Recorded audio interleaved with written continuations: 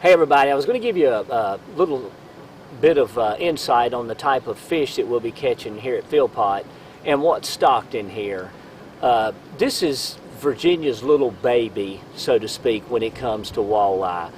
I've heard, I know last year they put around 600,000 fingerling walleye in this lake, and they stock it every couple of years. This lake is slam full of walleyes.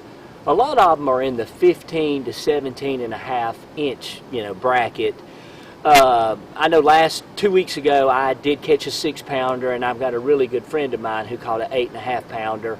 And you'll always hear that occasional 10-pounder that comes out of this lake. But another fascinating thing about this lake, back when they started stocking it in the early 60s, they stocked trout. Trout was a regular. They stocked lake trout, and they had actually done some kokanee, cohos, and salmon, if you can believe it or not, at one point.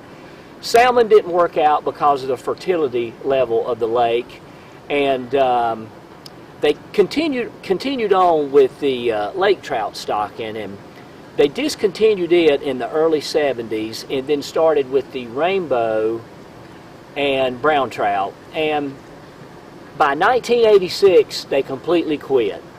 So last year I caught a citation classified as a rainbow by Virginia standards, but in reality this fish was probably a lake trout with some rainbow characteristics. It was 9 pounds and 14 ounces.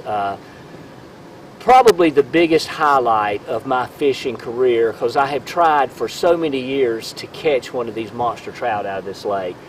And but they're tough to catch. And what's happened in the last 2 or 3 years, the Smith River below the dam is stocked, monthly. Mm-hmm. What they do is they'll pull up to the Marina Cove at the dam and dump the leftovers. I actually have a picture this past fall where they dumped, a little bit of a dumping to them looked like about 5,000 to me. And I'll tell you a funny story, Jim.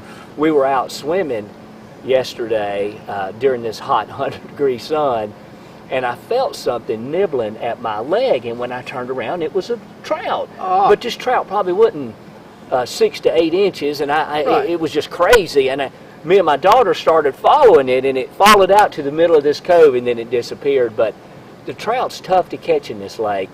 If I come over here and get to fish a week, if I catch one trout, I have succeeded. They're tough, but there's those magic times during the month where they school and come up, and if you can pull these flashers and these dodgers through them, you can just catch them, and they're so much fun because you might catch one that's a full-blown brown, and then you'll catch another one that has a mixture of a lake trout and a brown. There's just so many different varieties in here. Right.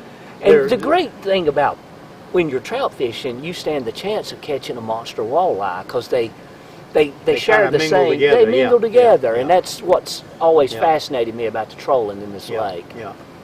So, cool. Anybody thinking of coming to Philpott, great place to fish, and it's sort of centralized in a place. It's not hard to get to. You got 57 right off of 220, and then 58 can bring you into here.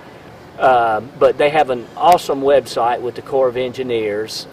It's Philpott Lake, and it's just a great place. Beautiful place. And the greatest thing about this lake, there's not one single house on this lake. So you can, when you go out on the boat, you don't hear dogs barking and people talking, and it brings you back to nature. Right. And that's what I love about this lake. Yeah. Cool. That's very cool. Maybe that'll help anybody that's thinking about coming to Philpott Lake in Virginia. Thanks.